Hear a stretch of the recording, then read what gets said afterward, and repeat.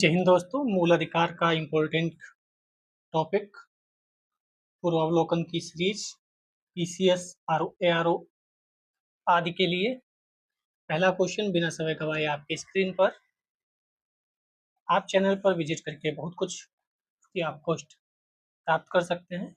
जो यूट्यूब पे नहीं मिल रहा कमेंट करिए, वह आपको वीडियोस आपको क्लासेस प्रोवाइड कराई जाएगी। निम्नलिखित में से कौन सा कारक किसी उदार लोकतंत्र में स्वतंत्रता की सर्वोत्तम सुरक्षा को नियत करता है? 2021 आईएएस ने पूछा। आप जानते हैं यूपीएससी के क्वेश्चन स्टेट पीसीएस उठा लेता है और एग्जाम्स में पूछता है। एक प्रतिबद्ध न्यायपालिका, शक्तियों का केंद्रीकरण, निर्वाचित सरकार, शक्तियों का पृथक्करण। तो एक स्वतंत्रता का मतलब शक्तियों का पृथक्करण, इसका आंसर दिया गया था। एक प्रतिबद्ध न्यायपालिका से तात्पर्य है न्यायपालिका सरकार की नीतियों के संदर्भ में प्रतिबद्ध हो, इसलिए गलत था। तो इतना हमें देखने की आवश्यकता नहीं है, लेकिन ये क्वेश्चन कॉपी पेस्ट होकर आ जाए तो ध्यान रखिएगा। निम्नलिखित में से कौन सा एक सही है या गलत, उस पर सर्कल करेंगे। भारतीय संविधान में मूल अधिकारों को शामिल करने के लिए नेहरू रिपोर्ट 1928 ने समर्थन किया था। भारत सरकार अधिनियम 1935 मूल अधिकारों को प्रश्रय दिया गया। अगस्त प्रस्ताव ने मूल अधिकार शामिल किए और क्रिप्स मिशन ने भी। तो आपने हिस्ट्री वाली क्लास जब हम लोग पूर्वावलोकन की सीरीज कर रहे थे, प्लेलिस्ट है डिस्क्रिप्शन बॉक्स में, वहां भी पढ़ा था कि नेहरू रिपोर्ट आई थी। ये जवाहरलाल नेहरू जी नहीं थे, ये मोतीलाल नेहरू जी थे, जवाहरलाल नेहरू जी के पिताजी। तो वहां मूल अधिकार की बात हुई थी। थर्ड नंबर, निम्नलिखित में से किस व्यक्ति ने मूल अधिकारों को हमारे लोगों के लिए एक प्रतिज्ञा तथा सभ्य विश्व के साथ किया गया समझौता कहा था? जवाहरलाल नेहरू जी ने, या भीमराव अम्बेडकर जी ने, या डॉक्टर राजेंद्र प्रसाद जी ने, या doctor S Radhakrishnan? PCS 2021 Radhakrishnan साहब ने कहा था क्या हमारे लोगों के लिए एक प्रतिज्ञा और सभ्य विश्व के साथ किया गया एक समझौता है। 4 नंबर, मौलिक अधिकार क्या हैं? वाद योग्य हैं, या अवाद योग्य हैं, या लचीले हैं, या कठोर हैं? तो वाद योग्य हैं। ऐसा नहीं है कि मौलिक अधिकार आपको मिल गए तो आप जो चाहो वो करोगे, नहीं, समय समय के अनुसार आप, ठीक है, ये भी ध्यान रखिएगा। इसके साथ मौलिक अधिकार जो है वो वाद योग्य हैं और नीति निर्देशक तत्व जो है वह अवाद योग्य हैं। ठीक है। 5 नंबर क्वेश्चन, अधिकारों को मूल अधिकार कहा जाता है क्योंकि यह संविधान में उल्लिखित है इसलिए मूल अधिकार कहा जाता है, या प्रजातांत्रिक होते हैं इसलिए मूल अधिकार कहा जाता है, ये लोक कल्याणकारी है इसीलिए, या व्यक्तित्व विकास के लिए आवश्यक है इसलिए, या संसद इसके विरुद्ध कानून नहीं बना सकती? क्यों कहा जाता है इन्हें मूल अधिकार? तो आपको पता होना चाहिए। 145 145। अगर सबसे सटीक बात कहूं तो इसमें होगा 4 वाला सबसे सटीक, अगर एक चुनना होता, क्योंकि यह व्यक्तित्व विकास के लिए आवश्यक होता है। सबसे सटीक तो ये सही है, लेकिन 3 ऑप्शन चुनने हैं तो इसके साथ संविधान में उल्लिखित भी हैं, आप जानते हैं, और संसद इसके विरुद्ध कानून नहीं बना सकती, तो तीनों सही हो जाएंगे। इसमें कोई दिक्कत नहीं, इतना लंबा चौड़ा हमें पढ़ने की आवश्यकता नहीं है। जो एक्सप्लेनेशन आवश्यक होंगे वह मैं कराता रहूंगा। मौलिक अधिकार कभी भी निलंबित नहीं किए जा सकते।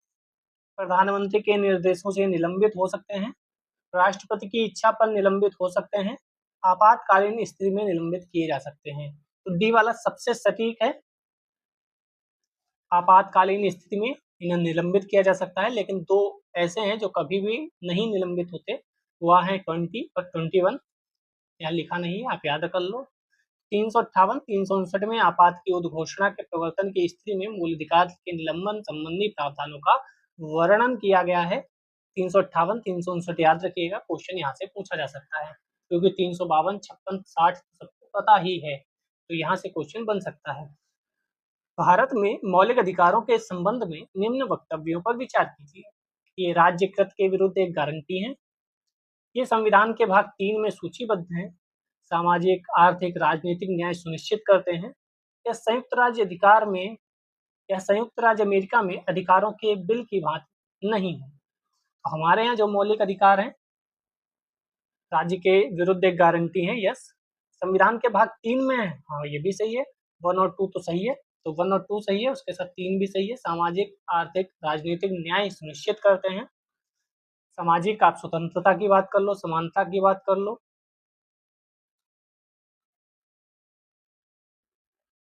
4 में राजनीति निर्देशक तत्व दिए गए हैं, भाग 4 में। 8th नंबर, भारतीय संविधान में किस अनुच्छेद के अंतर्गत नागरिकों को मौलिक अधिकार प्रदान किए गए हैं? 112, 115, 222, 235। आंसर इसका सिंपल सा है, बी सही हो जाएगा, 12 से लेकर 15 तक। 9 नंबर क्वेश्चन, भारतीय संविधान का कौन सा अनुच्छेद संवैधानिक प्रावधानों को संघीय राज्य विधान पालिकाओं द्वारा बनाए गए नियमों कानूनों पर प्राथमिकता प्रदान करता है? तो अनुच्छेद 13 आप जानते हैं, 12 में राज्य की परिभाषा है, 13 में बताया गया है संवैधानिक प्रावधान, संघ राज्य कोई ऐसा कानून नहीं बनाएगा जो भाग 3 में मौलिक अधिकारों को छीनता हो या न्यून करता हो। दोनों शब्दों का ध्यान रखिए, छीनता या न्यून करता हो, ऐसा कोई भी अधिकार, ऐसा कोई भी नियम, ऐसा कोई भी एक्ट पारित नहीं करेगी सरकार, यानी संसद और विधानमंडल। भारतीय संविधान के अनुच्छेद 13 का मुख्य उद्देश्य किससे है? किसके संदर्भ में संविधान की सर्वोच्चता सुनिश्चित करता है? तो अभी पढ़ के आए, मौलिक अधिकार के रूप में बात करी जाती है। भारतीय संविधान में समता का अधिकार 5 अनुच्छेदों द्वारा प्रदान किया गया है। वह 5 अनुच्छेद कौन कौन से हैं? यहाँ समानता की बात की गई है, समता कोई, समानता बोल दिया जाता है। तो ये 14 से 18 तक की बात है। 18 में उपाधियों का अंत है, 17 में अस्पृश्यता का की बात की गई है, 16 में लोक नियोजन के विषयों पर अवसर की समता, 15 में धर्म, मूल, जाति, लिंग, जन्म स्थान, निवास की बात नहीं की गई है, इस वर्ड से फंसाता है, निवास की बात नहीं की गई है, जन्म की बात की गई है। 14 में विधि के समक्ष समता है, ठीक है, ध्यान रखिएगा, निवास की बात नहीं की गई है। 12 नंबर, समानता का अधिकार संविधान के मुख्य अनुच्छेदों में से किनके अंतर्गत दिया गया है? 13 में नहीं दिया गया, 14, 15, 16 तीनों में दिया गया है। अभी हम ऊपर देखकर आए थे, 16, 15, 14, यानी 2, 3, 4।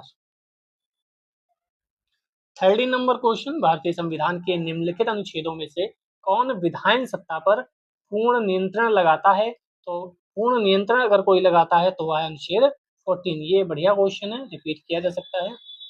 अनुच्छेद 14 विधायन सत्ता पर नियंत्रण लगाता है या उपबंध कहता है कि किसी व्यक्ति को विधि के समक्ष समता या विधि के समान संरक्षण से वंचित नहीं किया जा सकता। विधि के समक्ष समता की बात करें तो ये ब्रिटेन से लिया गया है, विधि के समान संरक्षण की बात करें तो ये यूएसए से लिया गया है। प्रत्येक व्यक्ति चाहे वह नागरिक हो विदेशी, सब पर यह अधिकार लागू होता है। तो ये भी आप पढ़ के जाइएगा, कौन से ऐसे अनुच्छेद हैं जो सिर्फ नागरिकों को प्राप्त हैं और कौन से ऐसे अनुच्छेद हैं जो सभी को प्राप्त हैं। नागरिक का मतलब भारतीय नागरिक।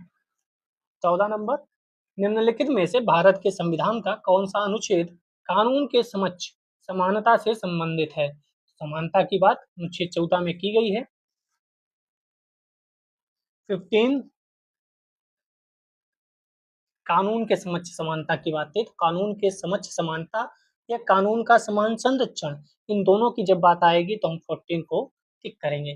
कानून के समक्ष समता या कानून का समान संरक्षण, दोनों अनुच्छेद 14 बहुत पूछा जाता है।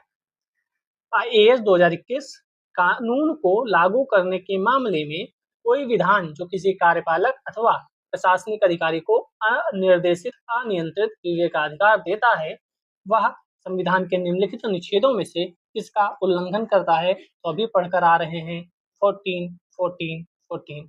विधि का शासन या विधि के समान संरक्षण या विधि का के समक्ष समता, ये सब बातें आएंगी तो हम अनुच्छेद 14 को याद करेंगे। विधि का नियम या कानून का अधिराज्य का मतलब क्या है? सभी के लिए एक कानून, सभी के लिए एक न्यायतंत्र, सभी के लिए एक कानून, सभी के लिए एक राज्य, सभी के लिए एक राज्य, सभी के लिए एक न्यायतंत्र, सभी के एक के लिए सभी कानून और सभी के लिए एक न्यायतंत्र। इसमें से ज्यादा सही कौन सा है? विधि का नियम का मतलब होता है विधि का शासन चले, ना कि किसी व्यक्ति, किसी संस्था या किसी सरकार का। तो सभी के लिए एक कानून होगा और सभी के लिए एक न्यायतंत्र होगा।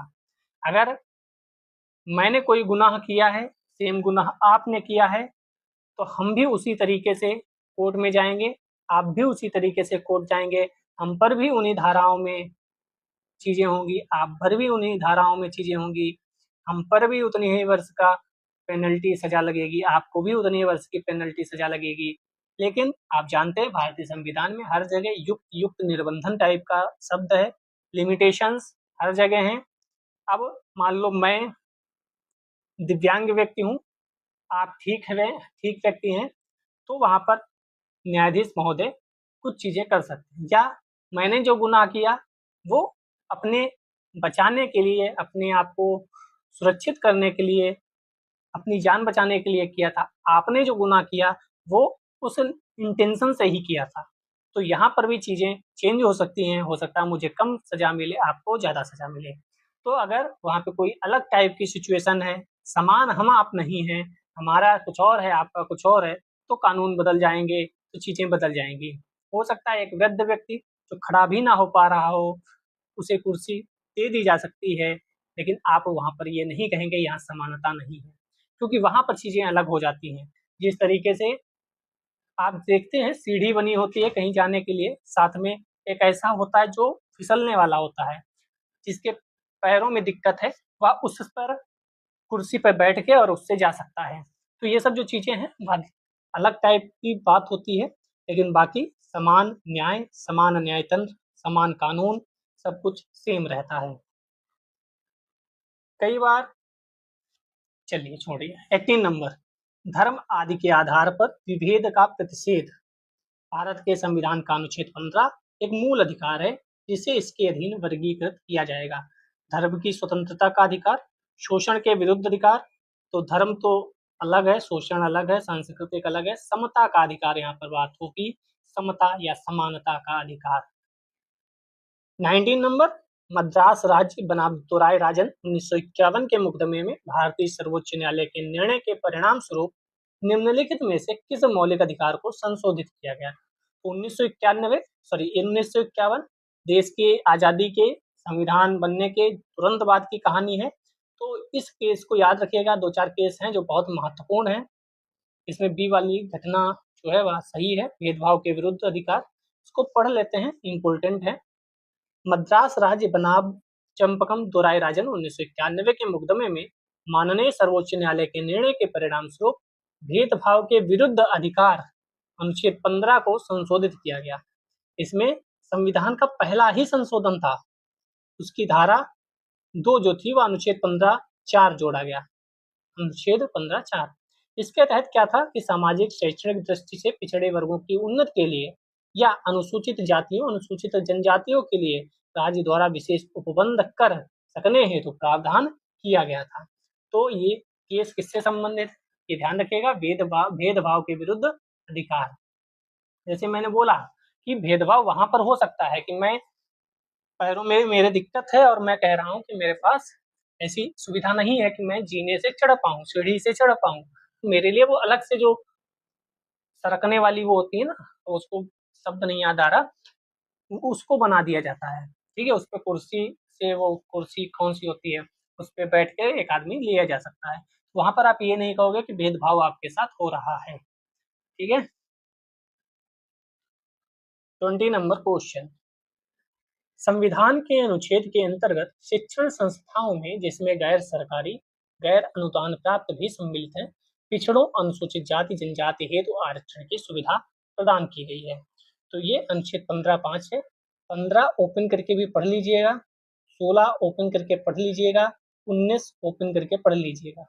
ये 3 ऐसे हैं जो ओपन करके भी पढ़ लीजिएगा। 15(1), 2, 3, 16(1), 2, 16 का ही क्वेश्चन अभी हाल फिलहाल में शायद ARO में ही आया था, 16(1) या 16(4) कुछ था।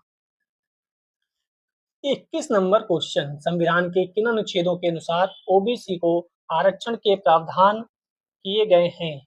तो ये 15(4) और 16(4) था। शायद ऐसे ही कुछ क्वेश्चन था, यही शायद क्वेश्चन था या ऐसे ही कुछ था। ARO में आप अगर पेपर देखे हो तो कमेंट कर सकते हैं। तो 15(4) और 16(4) याद रखिएगा, और 15(6) और 16(6) भी याद रखिएगा। 103 संविधान संशोधन आर्थिक रूप से दुबले दुर्बल वर्गों के लिए आरक्षण के प्रावधान की बात की गई थी। ठीक है, चलिए सेम क्वेश्चन है 23। भारतीय संविधान में जैसा निहित है, निम्न में से कौन सा समानता के मौलिक अधिकार में सम्मिलित नहीं है? कानून के समक्ष समानता 14 में है, अवसर के समानता 16 में है, सामाजिक समानता 15 में है, आर्थिक समानता की बात कहीं नहीं की गई है। आर्थिक समानता मूल अधिकार में शामिल नहीं है। बहुत इंपॉर्टेंट क्वेश्चन बनता है ये, कई बार क्वेश्चन अलग अलग एग्जाम्स में पूछा गया है। फिर से याद दिला दूं, मूल अधिकार में कानून के समक्ष समानता, सामाजिक समानता, अवसर की समानता है, आर्थिक समानता की बात नहीं की गई है। नीचे फिर क्वेश्चन देखो, आपको वैसा मिल जाएगा। सामाजिक, आर्थिक, राजनीतिक क्षेत्रों में समान आधार निर्मित करने के उद्देश्य से राज्य असमान लोगों के लिए भिन्न व्यवहार कर सकता है। तो ये तो मैंने अभी बताया कि मैं और आप अगर असमान हैं तो वहां पर चीजें बदल सकती हैं। मैं अगर बैठ नहीं पा रहा हूँ, इतना बीमार हूँ, खड़ा नहीं हो पा रहा हूँ, इतना बीमार हूँ, तो मुझे बैठने के लिए व्यवस्था कर दी जा सकती है। आप ये नहीं कह सकते इन्हें कुर्सी दे दी, मुझे नहीं दी, क्योंकि वह हम आपसे असमान हैं, हम बैठ नहीं पा रहे, बीमार हैं, आप तो बैठ सकते हो। समान लोगों में विधि समान होगी, समान रूप से प्रशासित की जाएगी, ये भी सही बात है। ठीक है, ए आर दोनों सही हैं, ए का सही स्पष्टीकरण आर है। ठीक है, ये भी सही है, समान है अगर दोनों तो समान ही बातें होंगी, वह अपवाद स्वरूप चीजें हो जाती हैं। 25, मान लो कोई आईसीयू में है और उसकी बात सुनना आवश्यक है और वो कोर्ट नहीं आ सकता, तो ये थोड़ी कहोगे नहीं कोर्ट आओगे, कटघरे में खड़े होकर ही अपनी बात कहोगे, तब तो फिर समस्या हो जाएगी। तो असमान जगह असमानता हो सकती है। निम्नलिखित में से किसने भारतीय न्यायालय को सम्मान कार्य के लिए समान वेतन का मौलिक अधिकार निगमन करने हेतु सक्षम किया? तो ये कौन कर रहा होगा? तो ये किया है तीनों। प्रस्तावना में भी है समाजवादी शब्द, अनुच्छेद 14 में भी है समानता की बात, अनुच्छेद 16 में भी है। ठीक है, ये तीनों अगर हम बात करें तो इन तीनों में समान वेतन की बात होती है। समान कार्य के लिए समान वेतन। कक्षा 8 तक के जो विद्यालय हैं उसमें जो भी टीचर पढ़ा रहा है और उसकी एक साथ जॉब लगती है तो उसे एक समान ही पैसा मिलेगा। जो 12th तक पढ़ा रहा है उसे एक समान पैसा मिलेगा। अगर डीएम साहब की नियुक्ति होती है नहीं नहीं तो उनको भी उतना ही मिलेगा जितना दूसरे डीएम को मिलेगा। आप अगर एसडीएम बनते हैं तो आपको भी उतना मिलेगा जितना दूसरा वाला एसडीएम बनता है आपका दोस्त। साथ में ज्वाइनिंग करोगे, साथ में एक जैसी सैलरी आपको मिलेगी। 26, भारतीय संविधान की प्रस्तावना में प्रयुक्त समाजवाद शब्द को किस अनुच्छेदों के साथ मिलाकर पढ़ने से सर्वोच्च न्यायालय के समान कार्य समान वेतन, अभी हम लोगों ने देखा था 14 और 16। ये बहुत ट्रिकी क्वेश्चन होते हैं, मूल अधिकार हम पढ़ के चले जाते हैं 14 ए 15 ए 16 ए, लेकिन अंदर से भी घुस के पूछा जाता है। तो ये सीरीज आपको प्रो कर देगी। ठीक है, मजा आ जाएगा इसको पढ़ने के बाद। और हिस्ट्री भी पीवाईक्यू बहुत पूछे जाते हैं, प्लेलिस्ट डिस्क्रिप्शन बॉक्स में है। संविधान के किस प्रावधान द्वारा अस्पृश्यता का उन्मूलन? तो आर्टिकल 17 सबको पता है, ये तो पता होंगे, लेकिन जो अभी मैंने क्वेश्चन कराया था 26 25 वह थोड़ा सा दिक्कत देंगे। भारतीय संविधान का कौन सा अनुच्छेद अस्पृश्यता, स्पीड में भागेंगे जहां सेम चीजें हैं। अस्पृश्यता 17, तेज भागेंगे थोड़ा सा। 17 अस्पृश्यता की बात, अस्पृश्यता या छुआछूत बात एक ही है 17। इसको पढ़ लेते हैं। जनजाति और अनुसूचित जाति को किस अनुच्छेद के अंतर्गत मौलिक सामाजिक आर्थिक राजनीतिक सांस्कृतिक अधिकार दिया गया है? इसके अंतर्गत है तो 17, क्योंकि वहां पे छुआछूत अस्पृश्यता की बात है। अब ये देखो ट्रिकी क्वेश्चन है, अब बताओ आपको पता था ये? क्योंकि मौलिक सामाजिक आर्थिक राजनीतिक सांस्कृतिक अधिकार इसके अंतर्गत दिया गया है तो 17। यहाँ कहीं ना कहीं घुमा फिरा के अस्पृश्यता की बात ही हो रही है। ठीक है, फिर यहाँ जाओ, अस्पृश्यता जो है वह क्या है? शोषण के विरुद्ध अधिकार, स्वतंत्रता का अधिकार, संवैधानिक उपचारों का अधिकार, नहीं समता का अधिकार। संवैधानिक उपचारों का अधिकार तो 32 आर्टिकल में है, जिसे भीमराव अम्बेडकर साहब ने संविधान की आत्मा कहा है। आईएएस ने 2020 में पूछा, सोचो, लेकिन घुमा फिरा के पूछा गया क्वेश्चन। फंस जाते क्यों? क्यों पूछा गया पता है? क्योंकि जैसे आप अस्पृश्यता देखे आपको शोषण याद आता, शोषण हुआ है इसको टिक कर दो, इसलिए ये क्वेश्चन दिए जाते हैं। जिसका वहाँ पेशेंस काम नहीं करता, स्पीड में भागता है, वो टिक करके निकल जाता है। भारत में अस्पृश्यता का निवारण निम्न में से किन उपायों द्वारा किया जा सकता है? कानून बनाकर, शिक्षा की उन्नति द्वारा, जनगणना, जन जागरण के द्वारा, नौकरियों में प्रवेश द्वारा।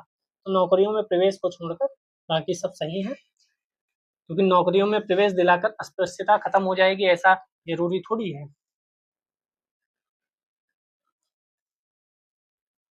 35 थोड़ा सा लेंदी क्वेश्चन है, बीईओ में पूछा गया, बताओ इतना लंबा चौड़ा। अस्पृश्यता संरचनात्मक हिंसा का सबसे खराब स्वरूप है। संरचनात्मक हिंसा, अस्पृश्यता के चलन का आधार धार्मिक स्वीकृति है। उपयुक्त कथनों में से कौन सा सही है? तो ए सही है, व्याख्या भी सही है और लिखा भी सही है। 36 भारतीय संविधान के निम्नलिखित अनुच्छेदों में कौन भिन्न वर्ग में आता है? तो भिन्न वर्ग में अनुच्छेद 19 होना चाहिए, क्योंकि ये तीनों समानता की बात करते हैं, तो ऐसे देखें तो 19 होना चाहिए। ठीक है, दूसरी तरीके से देखें तो इन्होंने दो तीन टाइप से बताया है। देखो, अनुच्छेद 19 अन्य जो मैंने बताया वही है, अन्य से भिन्न वर्ग में आता है, स्वतंत्रता का अधिकार नहीं है, यही होने चाहिए आंसर। लेकिन और क्या है, तीनों अनुच्छेद 14, 15, 16 समता का अधिकार है, 19 स्वतंत्रता का अधिकार है। लेकिन अगर अनुच्छेद 15, 16, 19 देखें तो ये केवल नागरिकों को प्राप्त है, और अनुच्छेद 14 देखें तो वह सभी को प्राप्त है। तो वैसे अगर देखोगे तो 14 होगा। लेकिन मैं जितना जानता हूँ पीसीएस को, वह अगर क्वेश्चन बनाया है तो इसलिए ही बनाया है कि 19 को सही करके आओ, ये तीनों समता वाले हैं, ये स्वतंत्रता वाला है। उन्होंने इतना दिमाग नहीं लगाया होगा कि केवल नागरिक और सभी को, ऐसा नहीं होगा। ये जो चल रहा है तो इसी को टिक करने के लिए होगा। ऐसे क्वेश्चन आ जाए तो आपको जो सही लगे वो लगा के आइएगा, बाकी तो बाहर हो ही जाएगा क्वेश्चन। भारतीय संविधान में स्वतंत्रता का अधिकार 4 में है, इसमें है 19 से 22 में, क्योंकि 18 में उपाधियों का अंत, यहाँ पे समानता का जो अनुच्छेद है, समता का जो अनुच्छेद है वो खत्म होता है। 19 से कहानी शुरू होती है, 22 तक जाती है, फिर 23, 24 शोषण के विरुद्ध अधिकार होता है। ठीक है, चलिए 38 भारतीय संविधान के किस अनुच्छेद में भाषण एवं अभिव्यक्ति की स्वतंत्रता है? तो 19 में बहुत कुछ है, मैंने बोला 19 को ओपन करके पढ़िएगा, 19 में बहुत कुछ दिया गया है। 21 भी अब इम्पोर्टेंट हो गया, क्योंकि इसमें निजता का अधिकार, सोने का अधिकार, ये अधिकार, वो अधिकार सब माननीय सर्वोच्च न्यायालय ने और अन्य न्यायालय ने जोड़ दिए हैं। तो 21 और 19 बहुत डीप पढ़िएगा, हर दूसरे वर्ष इनमें से क्वेश्चन पूछा जाता है, कई बार तो लगातार पूछ दिया जाता है। कौन सा अनुच्छेद प्रेस की स्वतंत्रता? ये कहा गया है कि प्रेस की स्वतंत्रता का भी मतलब अभिव्यक्ति की स्वतंत्रता से ही है, तो वह भी 19(1) में ही आएगा। प्रत्यक्ष रूप से प्रेस की स्वतंत्रता का उल्लेख नहीं है, तभी मैंने बोला कि ये कहा गया है कि वह भी अभिव्यक्ति की उसमें ही आएगा, ये न्यायालय द्वारा कहा गया था। ठीक है, वाक स्वतंत्र और अभिव्यक्ति स्वतंत्र में आएगा 19(1)(a). 19(1) बहुत इंपॉर्टेंट है, 19(1). ठीक है, 40 नंबर भारतीय संविधान का कौन सा अनुच्छेद प्रेस में आएगा? 19। फिर वही प्रेस की आजादी, तो 19(1)(a), 1(a) था ना, यस, पूरा देखो यहाँ पूछ लिया 19(1)(a), तो आपको पूरा याद रखना है, केवल 19 से काम नहीं चलेगा, 1 से भी काम नहीं चलेगा। 19(1)(a, समाचार पत्र 19(1)(a) में विशेष रूप से उपबंधित है, विशेष रूप से तो नहीं होना चाहिए। 361 विधि शासन तो उधर ही वाला होगा, यही वाला होगा, क्योंकि बाकी सब सही नहीं है, विशेष रूप से उपबंधित है, क्योंकि जब एक जैसे क्वेश्चन में स्टेटमेंट होते हैं तो उसमें ज्यादा सही लगाना होता है। उच्चतम न्यायालय की व्यवस्था के अनुसार निजी भवनों के ऊपर राष्ट्रीय झंडे को फहराना किसके तहत हर नागरिक का मौलिक अधिकार है? 2016 में पूछा गया, क्यों पूछा गया होगा आप जानते हैं। तो इसमें देखो 14, 19(1)(a), ये आंसर ना होता तो ये 19(1)(a) इतना लंबा चौड़ा टाइप करने की क्या आवश्यकता थी? या 14 या 19 या 21, 25 लिख सकते थे, लेकिन इतना लंबा चौड़ा लिखा, इसका मतलब यही आंसर होगा 19(1)(a। ये भी याद रखिएगा, नवीन जिंदल बना भारत संघ, बाद में उच्चतम न्यायालय ने व्यवस्था दी थी। ये हमारी अभिव्यक्ति का प्रतीक है, और अभिव्यक्ति की बात जहां आएगी 19(1) आगे आएगा। स्वतंत्रता के अधिकार के भाग के रूप में निम्नलिखित में से कौन बिना हथियार के शांतिपूर्ण ढंग से इकट्ठा होने की स्वतंत्रता है? अच्छा, के अंतर्गत नहीं आता है, इसके अंतर्गत कौन नहीं आएगा? घेराव, अफसर जो अपना कर्तव्य नहीं निभाते, क्या हम घेराव कर सकते हैं? इसके अंतर्गत मौलिक अधिकार कहकर शांतिपूर्ण इकट्ठा होना, तो शांतिपूर्ण इकट्ठा होना तो लिखा ही है, क्योंकि पूछा क्या है, नहीं। एकत्रित जनता जिनको हथियार नहीं रखना चाहिए, हाँ हो सकता है। इस अधिकार के अभ्यास पर राज्य कानून बनाकर तर्कपूर्ण प्रतिबंध लगा सकती है, तो ये भी सही है, लेकिन ये सही नहीं है। तो आंसर क्या होगा? ए। घेराव अफसर जो अपना कर्तव्य नहीं निभाते, तो ये नहीं आएगा, हम घेराव किसी का नहीं कर सकते। ठीक है, चलिए 45। निम्नलिखित में से किस आधार के कारण नागरिक की विचार अभिव्यक्ति की स्वतंत्रता पर प्रतिबंध नहीं लगाया जा सकता? भारत की संप्रभुता, लोक व्यवस्था, अवांछनीय आलोचना, न्यायपालिका का अपमान। तो डी वाला है, अवांछनीय आलोचना अगर कर रहा है उस पर प्रतिबंध नहीं लगाया जा सकता है। किस पे लगाया जा सकता है? देखो, 19(1) पढ़ते आ रहे थे, अब 19(2) में क्या है? 19(2) के तहत नागरिकों की विचार अभिव्यक्ति की स्वतंत्रता पर भारत की संप्रभुता व अखंडता। पहला, देश विरोधी कोई भी बात आप नहीं बोलेंगे, संप्रभुता व अखंडता। राज्य की सुरक्षा, आप कुछ ऐसा नहीं बोलेंगे जिससे राज्य की सुरक्षा खतरे में पड़ जाए। विदेशी राज्यों से मित्रतापूर्ण संबंध, जिनसे हमारे मित्रतापूर्ण संबंध है, ठीक है, जैसे हमारा अमेरिका के साथ, रूस के साथ मित्रतापूर्ण संबंध है, तो आप उनके राष्ट्राध्यक्षों को या उनके किसी ऐसे व्यक्ति को कुछ ऐसा नहीं बोल सकते जो ठीक नहीं है, क्योंकि वो हमारे दोस्त टाइप के हैं, वो अलग बात। कुछ क्या कहते हैं उसे, थोड़ा मनमुटाव हो जाता है, लेकिन दोस्त तो हैं ही। एक ऐसा देश है जिसके खिलाफ पूरी दुनिया, पूरी भारत में बोला जाता है, जो आता है वो बोल के चला जाता है, जो आता है वो थंबनेल पे ऐसा वैसा लगा के बोल देता है। क्यों? क्योंकि वो हमारे मित्र राष्ट्र में नहीं आता है, वो हम पर सीज फायर करता रहता है, आतंकवादियों का प्रवेश कहीं ना कहीं वहां से होता रहता है। तो हम और हमारा देश के कई लोग हैं, उन्हें खुली छूट है एक तरह से देखें, क्योंकि उस पर बोलोगे तो कोई कुछ नहीं कहता। ठीक है, तो लोक व्यवस्था अगला है। ऐसा ना कहो कि व्यवस्था गड़बड़ हो जाए, और शिष्टाचार सदाचार के हितों में अथवा अदालत की अवमानना, आप अदालत की अवमानना नहीं कर सकते। मानहानि या किसी अपराध के उद्दीपन के आधार पर युक्त युक्त प्रतिबंध लगाया जा सकता है। 46, भारतीय गणराज्य के संविधान का कौन सा अनुच्छेद व्यक्ति की प्राण एवं दैहिक स्वतंत्रता के संरक्षण प्राप्त है? तो 19 से हम उठ के आएंगे 21 में, इसमें भी बहुत कुछ दिया गया है। ठीक है, समय समय पर न्यायालय बताता रहता है कि किसमें क्या क्या है। तो प्राण एवं दैहिक स्वतंत्रता, भारतीय संविधान के किस अनुच्छेद में विधि की सम्यक प्रक्रिया के सिद्धांत को शामिल किया गया है?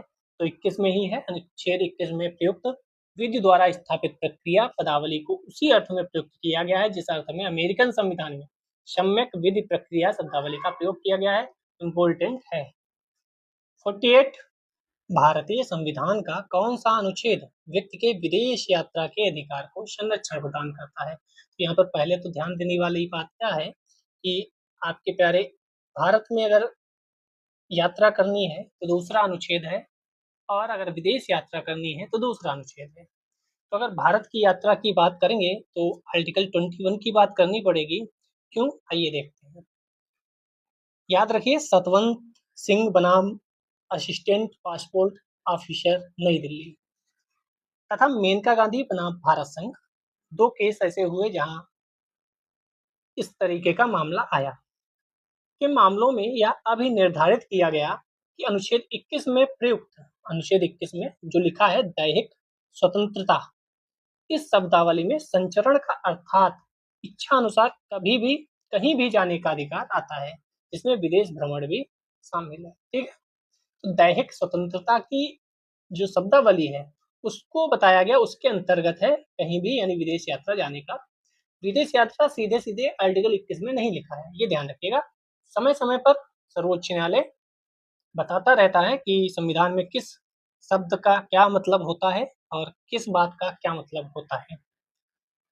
इसीलिए 21 को इतना ओपन कर दिया है सर्वोच्च न्यायालय ने कि आपको रटते रटते रटते रटते सुबह हो जाएगी, लेकिन वह महत्वपूर्ण है, एक क्वेश्चन वहां से आ ही जाता है। निम्नांकित में से किन्हें सर्वोच्च न्यायालय ने मौलिक अधिकार के रूप में मान्यता दी है? आवास का अधिकार, विदेश यात्रा का अधिकार, समान कार्य के लिए समान वेतन का अधिकार। तो आप जानते हैं तीनों अधिकार हैं, आवास का भी अधिकार दिया है, सोने का भी, शांति से सोने का भी अधिकार दिया गया है। इसीलिए 10 बजे के बाद डीजे वगैरह बंद करा दिया जाता है कहीं कहीं। निम्नलिखित अधिकारों में से कौन सा अधिकार अनुच्छेद 19(1) डी और अनुच्छेद 21 से मिलाकर पढ़ने पर प्राप्त होता है? तो मैंने बोला पहले 60 को ओपन करवा के देख लो, 15 को भी ओपन करके याद कर लो, 19 को भी ओपन करके देख लो। 19(1) डी पूछा गया है, ठीक है। तो 19(1) डी और 21 के अंतर्गत बात करें तो एकांतता का अधिकार, हमें एकांत में रहने का अधिकार है। अगर मैं बोल नहीं रहा हूँ, किसी से बातचीत नहीं कर रहा हूँ, तो आप फोर्स नहीं कर सकते। यहाँ पर कई चीजें दी गई हैं, देखिए कहाँ पर चीजें हैं। हाँ, यहाँ पे देखो, मैं जो बोल रहा था ना 21 और 19 भारत के अंतर्गत और विदेशों में घूमने का अधिकार, वो यहाँ पे लिखा है। संविधान के अनुच्छेद 19(1) डी भारत के राज्य क्षेत्र में सर्वत्र अबाध संचरण का अधिकार है और अनुच्छेद 21 में विदेश यात्रा में घूमने का अधिकार है। एकांतता और निजता का अधिकार, राइट टू प्राइवेसी, 21 डी और 19 डी और 21 दोनों में आता है। तो आपको क्या याद रखना है, ये वाला राज्य क्षेत्र में भारत के कहीं भी अगर आप घूमना चाह रहे हैं तो 19 के तहत जाएंगे और विदेश व्यापार 21 के तहत जाएंगे, ये ध्यान रखिएगा। जस्टिस के एस पुट्टास्वामी बना भारत संघ बाद में 9 सदस्यीय संविधान पीठ बनी, उसमें निजता के अधिकार को संविधान के अनुच्छेद 21 में अंतर्निहित तथा संविधान के भाग 3 द्वारा गारंटीकृत स्वतंत्रताओं का भाग मानते हुए संवैधानिक संरक्षण प्रदान किया गया है, ठीक है। इसके अंतर्गत क्या क्या आता है, एक बार मैं लिस्ट बताए दे रहा हूँ, यहाँ से क्वेश्चन बनते हैं। समय समय पर अनुच्छेद 21 के अंतर्गत क्या क्या जुड़ता चला गया। तो अच्छे पर्यावरण का अधिकार भी है आपको, ठीक है, अच्छे पर्यावरण का अधिकार। दूसरा अगर बात करें, शीघ्र विचारण का अधिकार, विधिक सहायता का भी अधिकार है, एकांत कारावास के विरुद्ध अधिकार, आप हमें काली कोठरी में अकेले नहीं बंद कर सकते। एकांत कारावास के विरुद्ध अधिकार, वहां पे एकांत नहीं, एकांत के विरुद्ध, क्या आप ऐसा नहीं कर सकते कि मैं आइसोलेट कर दो, वहां से अंधेरा ही अंधेरा दिखाई नहीं रहा कुछ। पैर में डंडा बेड़ी डालने के विरुद्ध अधिकार, पैर में डंडा या बेड़ी डालने के विरुद्ध अधिकार। जैसे कई बार अरेस्ट करते हैं तो बिल्कुल कतई ऊपर से नीचे तक बेड़ियों से, वो सब यहाँ पे बातें हो रही हैं। फांसी में विलंब के विरुद्ध अधिकार, फांसी में विलंब कर रहे हो तब भी। अभिरक्षा में हिंसा के विरुद्ध अधिकार, अगर अभिरक्षा में है कोई तो उसके खिलाफ हिंसा नहीं कर सकते आप। पीने के योग्य पीने योग्य शुद्ध जल का अधिकार, ये भी है हमारे पास। तो ऐसे चीजें हैं जो आपको फंसा सकती हैं। अच्छी सड़कों का अधिकार, ये भी फंसाया जा सकता है। अच्छी सड़कों का अधिकार हमारा मौलिक अधिकार है, जब सड़क पे चले तो याद रहे अच्छी सड़कों का अधिकार हमारा मौलिक अधिकार है।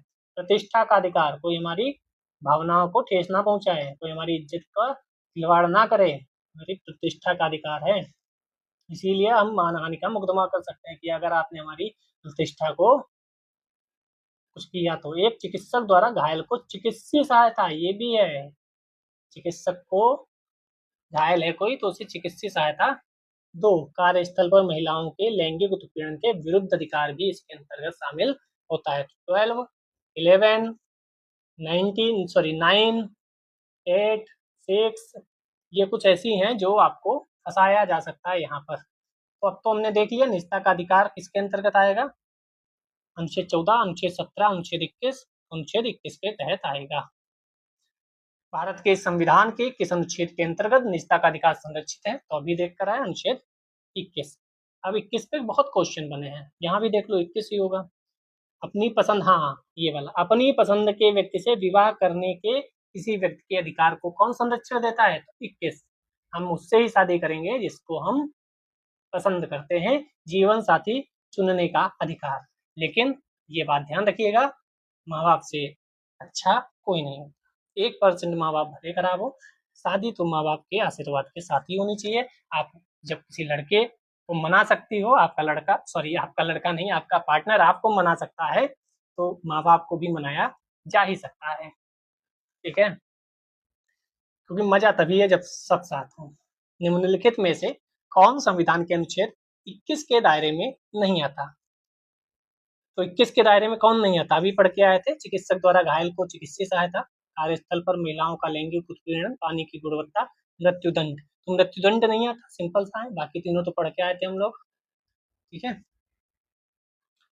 जगमोहन सिंह बनाम स्टेट ऑफ उत्तर प्रदेश के मामले में सर्वोच्च न्यायालय ने, तो ये आपको यूपीएससी करनी है तो आपको ये सब चीजें पढ़ के रखनी चाहिए, बनाम इसके केस में क्या कहा गया 55 निम्न में से कौन सा एक अधिकार राष्ट्रीय आपातकाल तक में भी समाप्त या सीमित नहीं किया जा सकता। यही मैंने बोला था अभी 21 और 20 कभी समाप्त नहीं होते। बी आंसर सही है। व्यक्तिगत स्वतंत्रता और जीवन का अधिकार 20-21 कभी भी खत्म नहीं होते। 44वें संविधान संशोधन के बाद अनुच्छेद 21 में प्रदत्त प्राण एवं दैहिक स्वतंत्रता का मौलिक अधिकार, ये ध्यान रखो यहाँ पे लिखा है सभी मूल अधिकार स्थगित किए जा सकते हैं परंतु 21 और 20 को स्थगित नहीं किया जा सकता। दूसरी ओर सशस्त्र विद्रोह के कारण आपातकाल अगर घोषित हो रहा है, यानी सशस्त्र विद्रोह घर के अंदर की ही बात है अगर, तो 21 20 के साथ साथ 19 भी खत्म नहीं होगा। अगर घर की बात है, अभी पड़ोसी से लड़ाई हो जाए तो 19 भी खत्म कर सकते हो, लेकिन घर की बात है, यहाँ प्रोटेस्ट वगैरह हो रहे हैं तो 19 खत्म नहीं कर सकते। 56 उच्चतम न्यायालय के किस मामले के निर्णय के कारण संविधान के अनुच्छेद 21 के कार्यक्षेत्र का विस्तार कर शिक्षा के अधिकार को शामिल किया गया। तो शिक्षा का अधिकार उन्नी कृष्णन बनाम आंध्र प्रदेश, शिक्षा का अधिकार भी आप जानते हैं 21 के अंतर्गत है, 14 वर्ष तक की आयु के बच्चों वाला, ठीक है। अनुच्छेद 45-41 के आलोक में निर्धारित करना, ये सब आपने पढ़ा होगा। चलिए 57 मूल अधिकार आज कंप्लीट करके ही रखेंगे। पढ़िए और आंसर दीजिए। 6 वर्ष की आयु से 14 वर्ष की आयु के बीच सभी बच्चों को शिक्षा का अधिकार मूल अधिकार है, संवैधानिक अधिकार है, तो इसका मूल अधिकार है, पहले मूल अधिकार नहीं था। आइए पढ़ते हैं, इंपॉर्टेंट है। 86वां संविधान संशोधन 2002 माननीय अटल बिहारी वाजपेयी जी के द्वारा प्राथमिक शिक्षा को मूल अधिकार बना दिया गया। प्राथमिक शिक्षा को मूल अधिकार बना दिया गया। इसके द्वारा संविधान के भाग 3 में नया अनुच्छेद 21 का जोड़ा गया और 21A भी लिखा मिल सकता है कहीं पे, 21 का या 21A। 6 से 14 वर्ष याद रखिएगा, 6 से 14 वर्ष, 6 से 14 वर्ष, 6 से 14 वर्ष। पहले ये अनुच्छेद 45 में था, तो 45 में क्या कह दिया गया कि 6 वर्ष तक आयु पूर्ण करने के सभी बच्चों को आरंभिक शिशुत्व, यानी 6 से छोटे वाले जो हैं वह अनुच्छेद 45 में आएंगे। चलिए 58 चलते हैं। भारतीय संविधान में संशोधन करके शिक्षा का अधिकार कब जोड़ा गया? भारतीय संविधान में संशोधन करके शिक्षा का अधिकार कब जोड़ा गया? तो यहाँ पे आंसर होगा 1 अप्रैल 2010। क्यों? क्योंकि वो आ तो वहीं गया था, कब? 2002 में, लेकिन ये 1 अप्रैल 2010 से प्रभावी हुआ। यहाँ पे प्रभावी सोचना चाहिए था, प्रभावी लिख दे तो बेहतर रहता, ठीक है। सूचना का अधिकार अनुच्छेद 19 का में ही है, 19(1) में सूचना का अधिकार, प्रेस की स्वतंत्रता का अधिकार, वो सब सूचना होगी तभी आप अभिव्यक्ति कर पाओगे, बोल पाओगे। 59 निम्न में से कौन सा एक मानव अधिकार भारतीय संविधान के अंतर्गत मौलिक अधिकार भी है? तो सूचना का अधिकार अभी मैंने बोला, रुको, मानव अधिकार, अच्छा मानव अधिकार के साथ तो यहाँ पे शिक्षा का अधिकार ज्यादा सटीक होगा। निम्न में से कौन सा मानव अधिकार, मानव का अधिकार जो है ज्यादा सही वह शिक्षा का अधिकार है, ठीक है। शिक्षा आवश्यक है। चलिए आगे बढ़ते हैं, क्वेश्चन नंबर 61। भारत के संविधान में शोषण के विरुद्ध अधिकार द्वारा निम्नलिखित में से कौन से परिकल्पित हैं? मानव देह व्यापार और बंधुआ मजदूरी का निषेध, अस्पृश्यता का उन्मूलन, शोषण के विरुद्ध की बात की गई है। यही मैं पिछले क्वेश्चन जो अभी कुछ देर पहले पढ़ा था वहां मैंने बताया था, IAS ने पूछा था 2020 में, पहला था उसमें शोषण के विरुद्ध अधिकार। तो अस्पृश्यता नहीं होगा क्योंकि अस्पृश्यता तो आर्टिकल 17 समानता के अंतर्गत आता है। अल्पसंख्यकों के हितों की सुरक्षा, कारखाना खदान में बच्चों का जो होता है वो, तो 1 और 4 के अंतर्गत है। धर्म की भी बात, यहाँ अल्पसंख्यकों की बात नहीं हुई है, चाहे वह धर्म हो चाहे भाषा, तो ये दोनों नहीं है। शोषण के विरुद्ध अधिकार सही से पढ़िए, आर्टिकल 23 और 24 इसमें आते हैं। 23 में क्या है? मानव के दुर्व्यापार और बलात्संग का प्रतिषेध।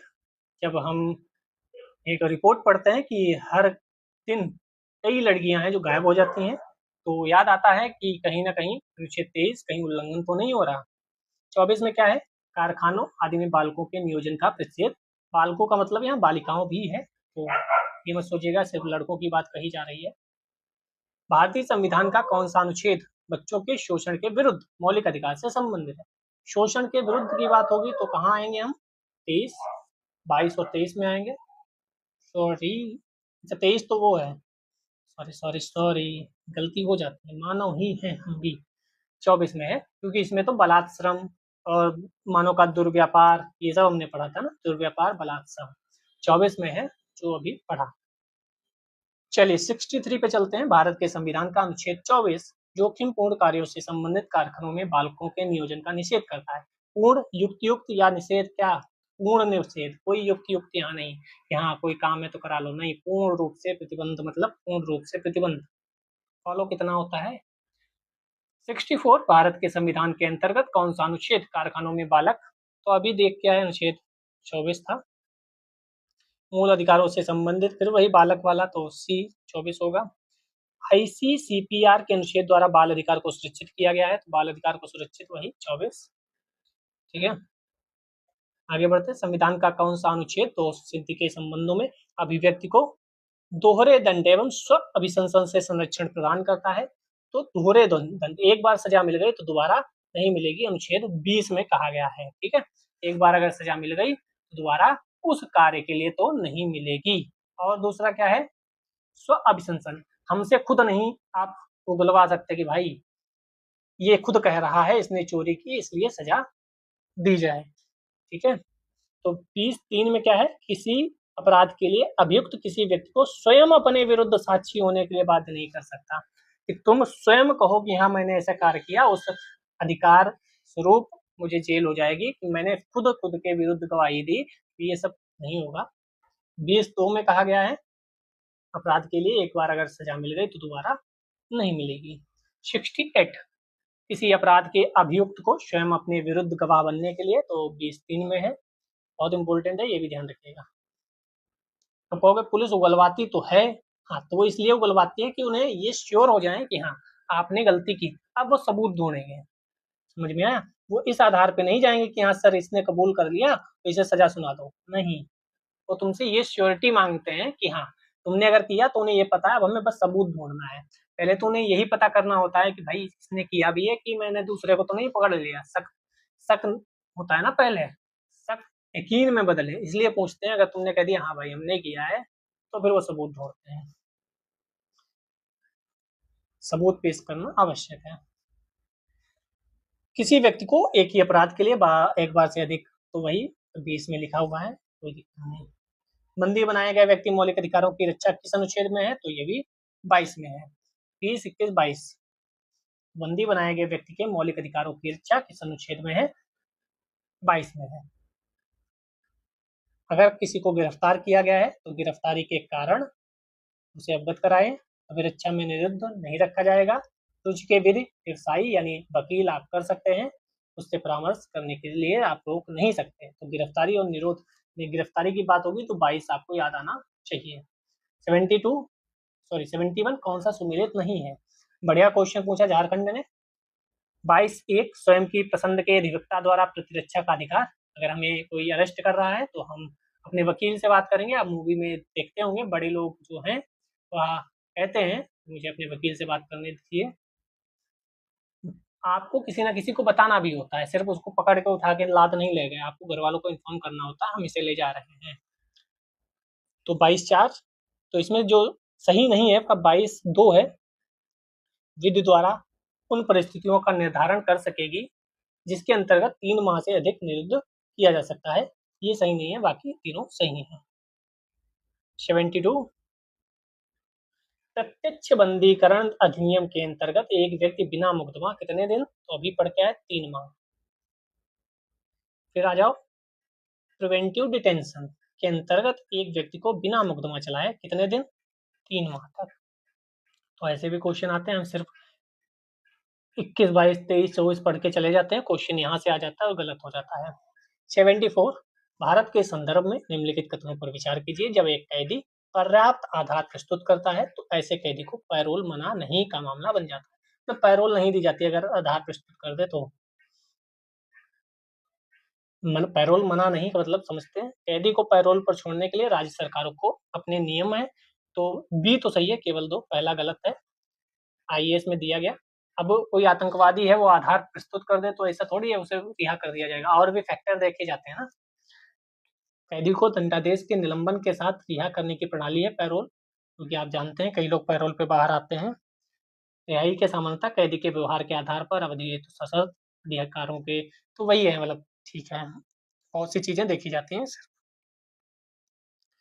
75 नंबर क्वेश्चन, धार्मिक स्वतंत्रता के अधिकार के प्रावधान के अंतर्गत सम्मिलित है धर्म प्रचार करने का अधिकार, सिखों को कृपाण धारण करने रखने का अधिकार, राज्य को समाज सुधारक विधि निर्माण का अधिकार, धार्मिक निकायों को लोगों का धर्म परिवर्तन कराने का अधिकार।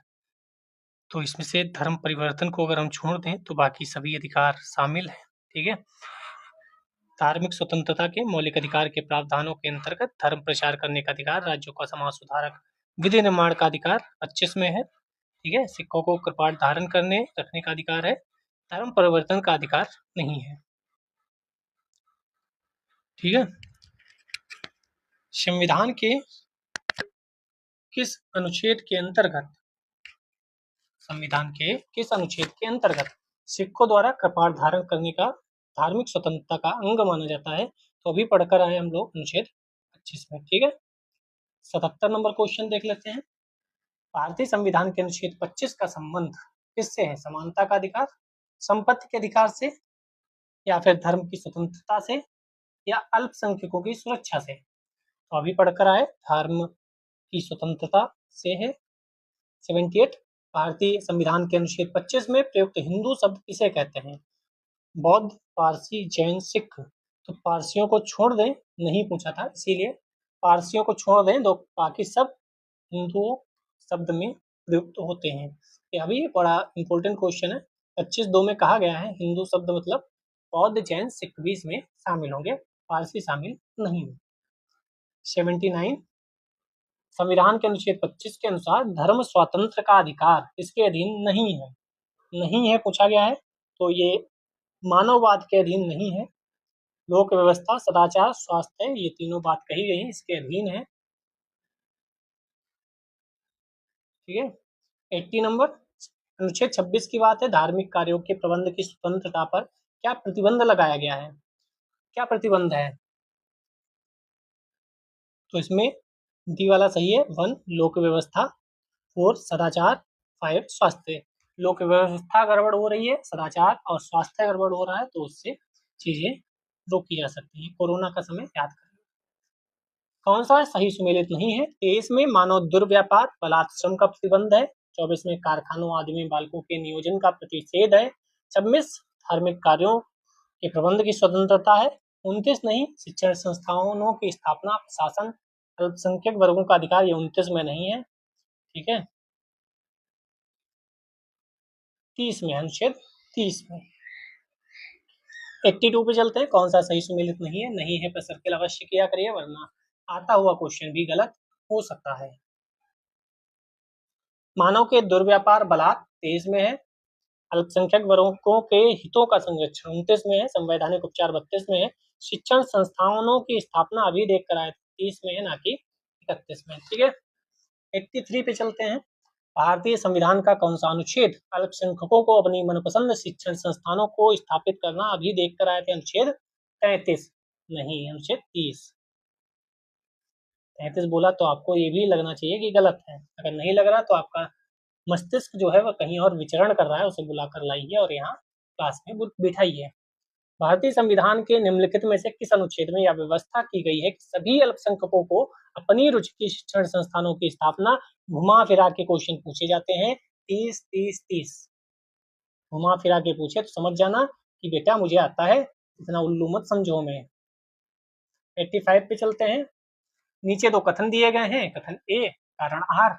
ये कह रहा है भारतीय संविधान का अनुच्छेद 30 अल्पसंख्यक वर्ग शब्द को परिभाषित नहीं करता है। मैंने कई वीडियोज में बताया कि कई ऐसी चीजें हैं जो परिभाषित नहीं है। बात करें तो 2-3 चीजें परिभाषित हैं, धन विधेयक जैसे परिभाषित है, बाकी अधिकतर चीजें परिभाषित नहीं है। संविधान केवल भाषाई धार्मिक अल्पसंख्यक वर्गों को मान्यता प्रदान करता है। कौन सा सही है? तो बी वाला, ए आर दोनों सही है, लेकिन व्याख्या नहीं करता है। तो मैंने बोला यहाँ परिभाषित नहीं लिखा है, इसीलिए ये सही हो जाता है। परिभाषित लिखा होता तो गलत हो जाता। ये भी सही है, केवल भाषाई और धार्मिक अल्पसंख्यक वर्ग को मान्यता प्रदान करता है। सिर्फ धार्मिक का गए तो गलत कराना, क्योंकि भाषाई अल्पसंख्यक की भी बात हो रही है। 86 भारतीय संविधान मान्यता देता है केवल धार्मिक, केवल भाषाई, और मैंने अभी बोला था कि आप क्वेश्चन गलत करके आ सकते हैं, तो ये धार्मिक और भाषाई दोनों अधिकारों पर बात करता है। 87 पे चलें। निम्नलिखित में से किसको संविधान द्वारा मौलिक अधिकारों को लागू करने की शक्ति दी गई है? मौलिक अधिकारों को लागू करने की शक्ति माननीय सर्वोच्च न्यायालय एवं उच्च न्यायालयों को दी गई है। ये भी इम्पोर्टेंट है, आ सकता है। चलिए 88 पे चलते हैं। मौलिक अधिकारों का संरक्षक है, कौन संरक्षक है अभी देख कर आए, माननीय न्यायपालिका हमारी। 89 संविधान के अंतर्गत मूल अधिकारों का संरक्षक है, फिर सेम क्वेश्चन, सर्वोच्च न्यायालय। 80 के बाद 90 पे चलते हैं। भारतीय संविधान के अंतर्गत निम्नलिखित में से किसे मूल अधिकारों का संरक्षक माना गया? सेम न्यायपालिका। एक नागरिक को मौलिक अधिकार का रक्षक माना गया है, सेम उच्चतम न्यायालय या न्यायपालिका। न्यायपालिका होगी तो न्यायपालिका लगाएंगे, न्यायपालिका नहीं होगी तो उच्चतम न्यायालय को लगाएंगे। 92 कौन सा सही नहीं है? के एम मुंशी संविधान का प्रारूप बनाने वाली समिति के एक सदस्य थे, सही बात, सही थे। ये कांग्रेसी नेता थे। भारतीय संविधान द्वारा कल वाले क्लास में हमने देखा था के एम मुंशी ने एक बात कही थी, वो भी आई थी एग्जाम में, तो ये लोग जो कहते थे वह भी कभी कभी पूछ लिया जाता है। संविधान सभा द्वारा भारतीय संविधान स्वीकार किया गया तभी तो है। बलवंत राय मेहता समिति रिपोर्ट 1957 द्वारा पंचायती राज की संस्तुति की गई। संविधान के अंतर्गत मूल अधिकारों का संरक्षण राष्ट्रपति को बनाया गया, तो यहीं पे तो गड़बड़ कर दी साहब, राष्ट्रपति को नहीं बल्कि न्यायालय को बनाया गया है। 93 निम्नलिखित में से कौन से अधिकार भारतीय संविधान के अनुच्छेद 32 के अंतर्गत प्रवर्तित किए जा सकते हैं? तो 32 के अंतर्गत कौन से हैं? तो अभी पढ़कर आ रहे हैं, वही है मौलिक अधिकार, मौलिक अधिकार, मौलिक अधिकार। अनुच्छेद 32 को भीमराव अम्बेडकर साहब ने संविधान की आत्मा कहा है। तो संविधान की आत्मा प्रस्तावना को किसने कहा है? कोई एक व्यक्ति है जिसने प्रस्तावना, उद्देशिका, प्रियम्बल को भी संविधान की आत्मा कहा है। ये देखो आ भी गया, बी आर अम्बेडकर साहब ने संविधान की आत्मा किसे कहा है? तो डी वाला ऑप्शन सही होगा, संवैधानिक उपचार। आर्टिकल 32 कई बार पूछा गया है, आप अभी रिपीट देखेंगे। 95 पे चलते हैं। निम्नलिखित कथनों पर विचार कीजिए, कर लेते हैं। संविधान के अनुच्छेद 32 को अम्बेडकर साहब ने आत्मा कहा है, यस कहा तो है।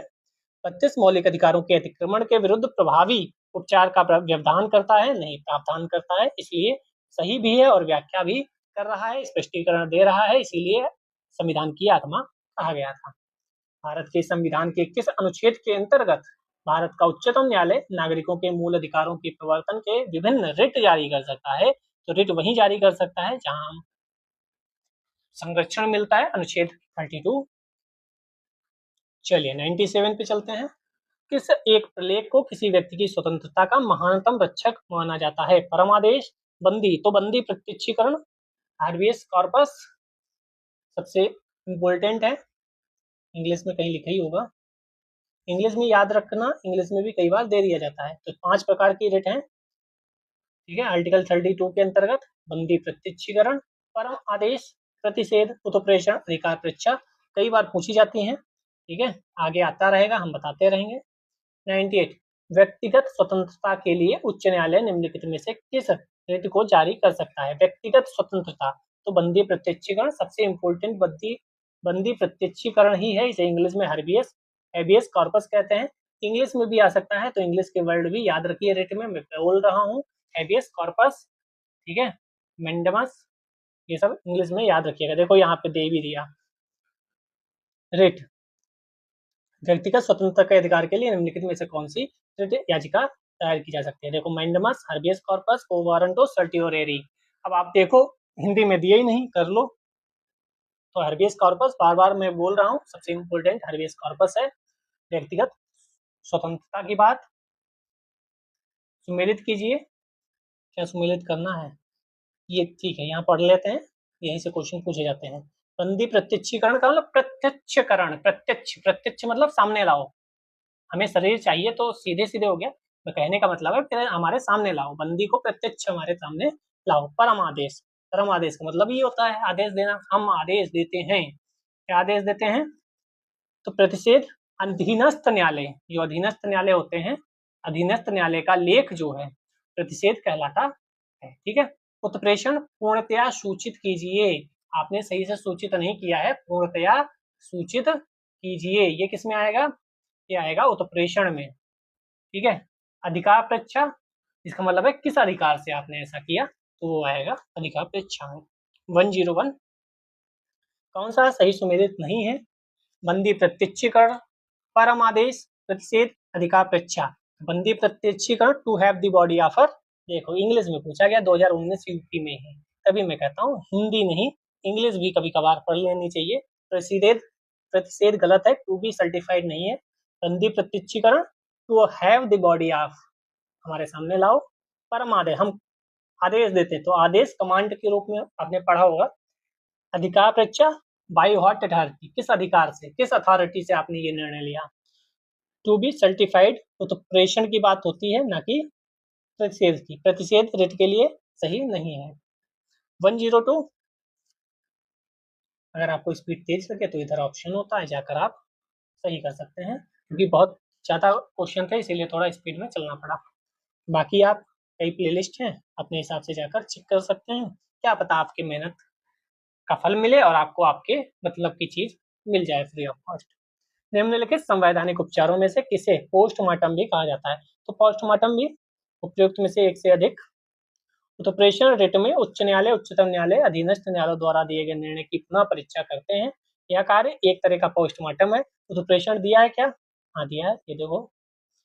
फिर इसके अतिरिक्त जब न्यायालय को लगता है कोई व्यक्ति ऐसे पद पर नियुक्त हो गया है, उस पर कानूनी हक नहीं है, न्यायालय अधिकार परीक्षा आदेश के द्वारा उस पद को कार्य करने से रोक देते हैं, तो इसका उपयुक्त उत्तर ई होना चाहिए। आयोग ने इसका विकल्प डी दिया था, क्योंकि इसके अधिकार स्वरूप इन्हें रोका भी जा सकता है। कौन सा? अधिकार परीक्षा के स्वरूप रोका जा सकता है, तो इनके अकॉर्डिंग ई है। आयोग ने डी इसका उत्तर, सॉरी डी इसका उत्तर सही माना था।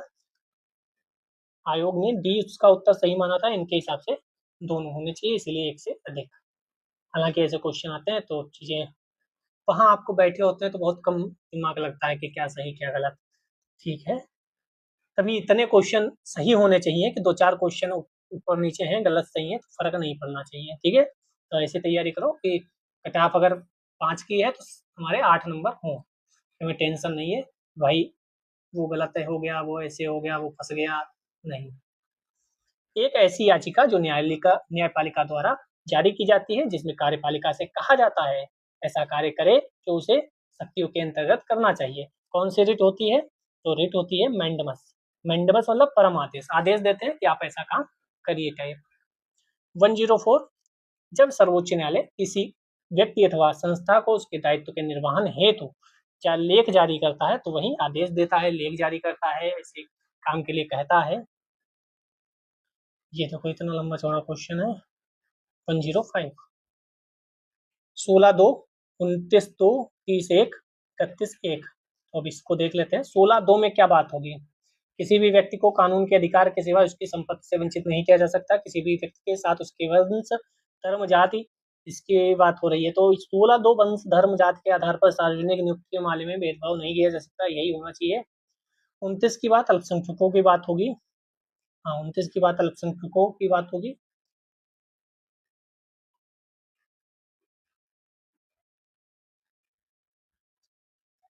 तो ये वाला इसमें होना चाहिए और ये वाला उसमें होना चाहिए। चलिए उधर देख लेते हैं आंसर इसका। तो इसका आंसर है A2B4C3, A2B4C3, A2B4, ये उल्टा हो गया, B4C3 और ये D1। थोड़ा सा कंफ्यूजन के चक्कर में गलत हो गया था, गलत चीजें आप तक नहीं पहुंचनी चाहिए। 16/2 में क्या है हम पढ़ के आए हैं, 29/2 में क्या है पढ़ के आए हैं। पूरा पढ़ा नहीं था वहाँ, केवल अल्पसंख्यक देख के लगा दिया था, इसलिए गलती हो गई। इतना लंबा चौड़ा आपने पढ़ा ही होगा, कौन पढ़े। 106 कौन सा सही सुमेलित नहीं है? अस्पृश्यता सही सुमेलित है। गिरफ्तारी एवं निरोध के विरुद्ध संरक्षण, धर्म की स्वतंत्रता, अल्पसंख्यक, यहाँ पे 23 ही गलत है, क्योंकि ये 23 के अंतर्गत नहीं बल्कि 22 के अंतर्गत है। ठीक है, पढ़ के आए हैं, अब इसमें दिमाग लगाने की उतनी आवश्यकता नहीं है। उपाधियों का निषेध 18 में आएगा। शिक्षा का अधिकार 21A में आएगा। अल्पसंख्यकों की भाषा का संरक्षण, भाषा की बात आएगी तो 29 में, धार्मिक की बात आएगी तो 26 में। यहाँ पे सही है, ठीक है। धार्मिक की बात आएगी तो 26 में, अल्पसंख्यक 29 में, शिक्षा का अधिकार 21 में, उपाधियों का 18 में। फिर आ जाओ, कौन सा सही सुमेलित है। अब देखो इधर केस दिए गए हैं, ठीक है। पहले तो आप बी का 2 मिलाओ, क्योंकि आपको पता है अनुच्छेद 23 में इंसानों के अनैतिक व्यापार का निषेध दिया गया है। देखो क्या आंसर मिलेगा, यस क्यों नहीं मिलेगा, इसीलिए तो क्वेश्चन दिया गया है कि आपको अगर एक भी आता है तो आप क्वेश्चन का आंसर सही कर सकते हो। ये क्वेश्चन मूल अधिकार का था, बाकी तो यूं ही डाल दिया गया। अब डाल दिया गया तो पढ़ लो। मौलिक कर्तव्य, संविधान का 42वां संशोधन, आपको पता है, पढ़ते रहते हो 1976 में, तो इधर आ जाएगा। B4, संसद मौलिक अधिकारों में संशोधन कर सकती है, केशवानंद भारती केस में 1973 में सर्वोच्च न्यायालय ने कहा था। C1, मूल ढांचे का सिद्धांत मिनर्वा मिल केस में दिया गया था, ठीक है। ये भी इम्पोर्टेंट केस है, मेनका गांधी, मिनर्वा मिल्स, केशवानंद भारती, जाचिल लिहू केस, तो ये सब इम्पोर्टेंट केस हैं। किस वाद ने संसद को मौलिक अधिकारों में संशोधन का अधिकार दिया, संसद संशोधन कर सकती है, तो famous Keshavananda Bharati case, world famous, क्योंकि आप शब्द भी पढ़ोगे तो केशवानंद भारती केस आएगा। भारतीय इतिहास का सबसे महत्वपूर्ण, सबसे ज्यादा लोग यानी जज बैठे थे, सबसे बड़ी बेंच। भारत के सर्वोच्च न्यायालय ने संविधान की मूल संरचना बुनियादी ढांचा सिद्धांत का प्रतिपादन किस मुद्दे में किया था, तो केशवानंद भारती। ठीक है, आगे बढ़ते हैं। 11, किस वाद ने भारतीय संविधान की मूल संरचना, तो मूल संरचना अभी देख कर आए थे केशवानंद भारती, क्योंकि मिनर्वा मिल्स नहीं दिया गया है, दोनों में थी। चलिए इस पे आते हैं। भारत में संपत्ति के अधिकार की क्या स्थिति है। विधिक अधिकार, नागरिकों को प्राप्त विधिक अधिकार, किसी भी व्यक्ति को मूल अधिकार, मूल अधिकार तो नहीं केवल नागरिक, ना तो मूल अधिकार, तो ये विधिक अधिकार है, किसी भी व्यक्ति को प्राप्त है। नागरिक कोई आवश्यक नहीं, विधिक अधिकार है, सबको प्राप्त है, क्योंकि विधि सबके लिए बनी है। संपत्ति का अधिकार क्या है, तो ये वैधानिक अधिकार भी है और कानूनी अधिकार भी है, दोनों है। लेकिन यहाँ पे क्वेश्चन गलत कर दिया गया होगा या बाहर कर दिया गया होगा, क्योंकि दोनों अधिकार हैं। ठीक है, 115 पे चलते हैं। 44वें संविधान संशोधन द्वारा संपत्ति के अधिकार को मौलिक अधिकारों की सूची से हटा दिया गया। संपत्ति का अधिकार भाग 12 300A में दिया गया है, तो दोनों सही है। कथन 1 कथन 2 दोनों सही हैं। 116, वर्तमान समय में भारतीय संविधान के अंतर्गत संपत्ति का अधिकार क्या है, मौलिक अधिकार नहीं है, वैधानिक अधिकार है, वैधानिक अधिकार। 117, अनुच्छेद 301 संपत्ति के अधिकार से संबद्ध है, 301 था कि 300A था। संपत्ति का अधिकार एक विधिक अधिकार है, किंतु यह मूल अधिकार नहीं है, सही। भारत के संविधान अनुच्छेद 300 का को उस समय केंद्र में कांग्रेस सरकार 44वें संविधान संशोधन द्वारा, तो केवल 2 सही है, क्योंकि 44वां था कि कोई और, 44वां था, लेकिन जनता पार्टी की सरकार थी। यहाँ क्या लिखा है, कांग्रेस सरकार, कांग्रेस सरकार उसमें नहीं थी 78 में, 1978। निम्नलिखित में से किसके द्वारा संपत्ति के मूल अधिकार को लोप कर दिया गया, तो 44वां था 1978 का, ठीक है।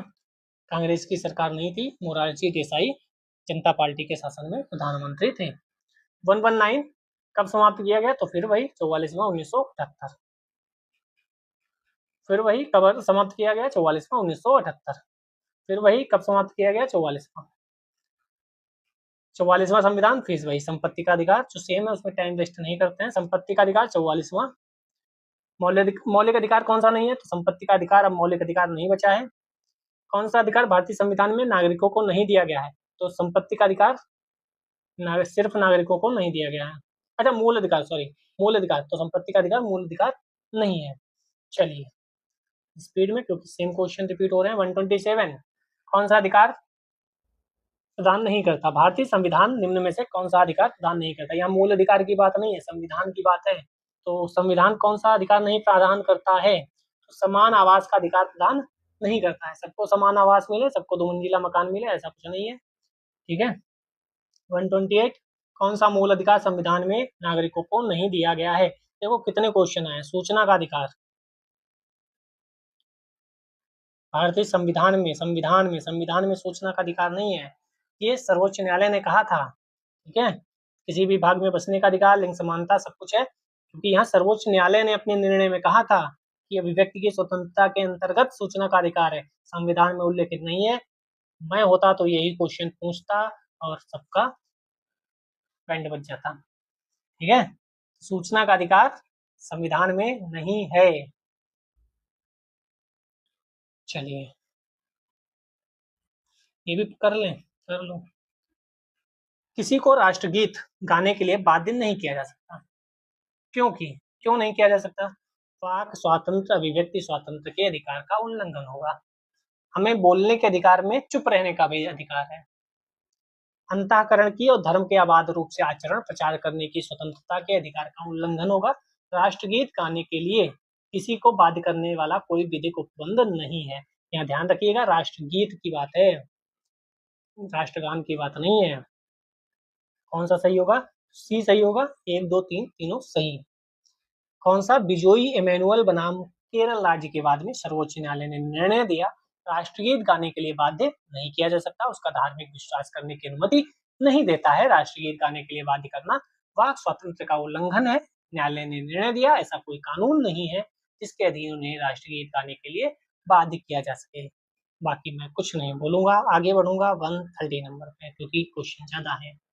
उन मौलिक अधिकारों का चयन करें जो भारतीय नागरिकों को प्राप्त है, गैर नागरिकों को प्राप्त नहीं है। कौन से अधिकार हैं जो सिर्फ नागरिकों को प्राप्त हैं? कुछ अधिकार हैं वह आप अलग से नोट करके लिखिएगा। 1 और 3 जो है वह गैर नागरिकों को नहीं, सिर्फ भारतीय नागरिकों को प्राप्त है। भाषण, अभिव्यक्ति की स्वतंत्रता और अल्पसंख्यकों के अधिकार। जीवन, स्वतंत्रता का संरक्षण, जीवन तो सबको मिलना चाहिए। और कानून के समक्ष समता, सब बराबर है कानून के समक्ष हमारे यहाँ। हम वो देश हैं जो आतंकवादियों को भी कई वर्षों तक रोटी खिलाते हैं। फिर नहीं बोलूंगा क्योंकि आगे बढ़ना है, क्वेश्चन समाप्ति की ओर है। निम्नलिखित में से कौन सा मूल अधिकार, लाइक कमेंट शेयर कर दिया ना, ठीक है। निम्नलिखित में से कौन सा मूल अधिकार विदेशी नागरिकों को प्राप्त नहीं है? विधि के समक्ष समानता प्राप्त है, अभिव्यक्ति एवं स्वतंत्रता का अधिकार नहीं प्राप्त है। कुछ भी आप बोल नहीं सकते हमारे यहाँ आकर। बाकी शोषण के विरुद्ध अधिकार, प्राणदेह स्वतंत्रता, सब कुछ प्राप्त है। चलिए 132 पे चलते हैं। भारतीय संविधान के अंतर्गत निम्नलिखित अधिकारों में से कौन सा एक अधिकार सभी व्यक्तियों को प्राप्त है? तो सभी व्यक्तियों को विधि के समान संरक्षण, कानून के समान सभी बराबर हैं, विदेशी हो भारतीय हो कोई हो। 133 कौन से अधिकार भारत में सभी व्यक्तियों को उपलब्ध नहीं है? चुनाव लड़ने का अधिकार सभी को थोड़ी है, चुनाव लड़ने का अधिकार। भेदभाव के विरुद्ध अधिकार सभी को है, विधि के समक्ष समानता सभी को है। एक कट करो तो 2 3 4, 2 3 4 सही है ना? हाँ 2 3 4। देश भर में स्वतंत्र भ्रमण की स्वतंत्रता सभी व्यक्ति को या भी उपलब्ध नहीं है। ठीक है, अनुच्छेद 14 में विधि के समक्ष समानता सबको प्राप्त है। अभी और थोड़े क्वेश्चन है, चलते हैं 134 पे। एक ही क्लास में निपट जाएगा, बढ़िया रहेगा, वरना 2 पार्ट बनाओ क्या फायदा, आधा अधूरा नहीं छोड़ना चाहिए। भारतीय संविधान द्वारा प्रदत्त निम्न में से कौन सा अधिकार गैर नागरिकों को भी उपलब्ध है? यही वाले क्वेश्चन है, और भी 1 2 नए क्वेश्चन है जो पूछे जा सकते हैं। तो इसमें कौन सा है? तो संवैधानिक निराकरण का अधिकार गैर नागरिकों को भी उपलब्ध है। भारत में रहने वाला ब्रिटिश नागरिक दावा नहीं कर सकता। क्या दावा नहीं कर सकता? धर्म की स्वतंत्रता का अधिकार या व्यापार और व्यवसाय की स्वतंत्रता का अधिकार। व्यापार एवं व्यवसाय की स्वतंत्रता का अधिकार कोई विदेशी दावा नहीं कर सकता। 136 आईएएस ने पूछा, बढ़िया क्वेश्चन है। किसी धार्मिक संप्रदाय समुदाय को यदि राष्ट्रीय स्तर पर अल्पसंख्यक वर्ग का दर्जा दिया जाता है तो वह किन लाभों का हकदार होगा? क्या वह शैक्षणिक संस्थानों की स्थापना संचालन कर सकता है? क्या वह भारत के राष्ट्रपति स्वयं इस संप्रदाय के एक प्रतिनिधि को लोकसभा में मनोनीत कर सकते हैं? ये थोड़ी होगा। दूसरा गलत, दूसरा गलत। संप्रदाय समुदाय प्रधानमंत्री के 15 पॉइंट कार्यक्रम के लाभ प्राप्त कर सकते हैं, सी वाला है। अब यह संप्रदाय समुदाय के प्रधानमंत्री के 15 पॉइंट कार्यक्रम क्या है ये आप पढ़िएगा। ठीक है। 137 बंधुआ मजदूर उन्मूलन अधिनियम संसद ने पारित किया। तो ये भी क्वेश्चन पूछे जाते हैं कई बार। कब पारित किया? 1976 में, अनुच्छेद 23 के परिप्रेक्ष्य में। क्योंकि लागू कराने के लिए अगर कानून होता है तो और बेहतर हो जाती है चीजें। जोखिम भरे उद्योगों में बाल श्रम का उपयोग निषिद्ध किया गया है, ऐसा सभी के द्वारा भारत के संविधान में भी है, न्यायालय ने भी कहा है, और राष्ट्र जो है संयुक्त राष्ट्र उसके चार्टर में भी है। 139 बिना कर्तव्य के उसी प्रकार है जैसे मनुष्य बिना परछाई क्या? अधिकार। अधिकार जो है, अधिकार बिना कर्तव्य के उसी प्रकार हैं जैसे मनुष्य बिना परछाई। यानी अधिकार के साथ आपको कर्तव्य भी मिले हैं, इसलिए मूल अधिकार के साथ मौलिक कर्तव्य की भी बात होती है। 140 पे चलते हैं बस। तो और क्वेश्चन आप प्लेलिस्ट में जाकर कई चीजें देख सकते हैं। भारत के संविधान में निम्नलिखित में से कौन सा अधिकारों और कर्तव्यों के बीच सही संबंध है? ये क्वेश्चन आईएएस ने पूछा था। अधिकार कर्तव्यों के साथ सहसंबंधित है। आईएएस ऐसे बढ़िया क्वेश्चन पूछता है और कभी भी आयोग उठा के पूछ सकता है, ध्यान रहे। अधिकार कर्तव्यों के साथ सहसंबंधित है। अधिकार और कर्तव्य दोनों साथ साथ होंगे तभी चीजें सही रहेंगी। आपका अधिकार उतने हैं जब तक दूसरे वाले का अधिकार हनन ना हो रहा हो। कौन सा सही है? अधिकार नागरिकों के विरुद्ध राज्य के दावे हैं। नागरिकों के विरुद्ध थोड़ी है, कहीं राज्य के विरुद्ध लिखा होगा। अधिकार राज्य के विरुद्ध नागरिकों के दावे हैं। आज का अंतिम क्वेश्चन, सेवा के अधिकार की अवधारणा प्रारंभ हुई कहाँ से? सेवा के अधिकार की प्रारंभ ग्रेट ब्रिटेन से सेवा के अधिकार की अवधारणा प्रारंभ हुई थी। तो लाइक कमेंट शेयर कर ही दिया होगा। जय हिंद, जय भारत।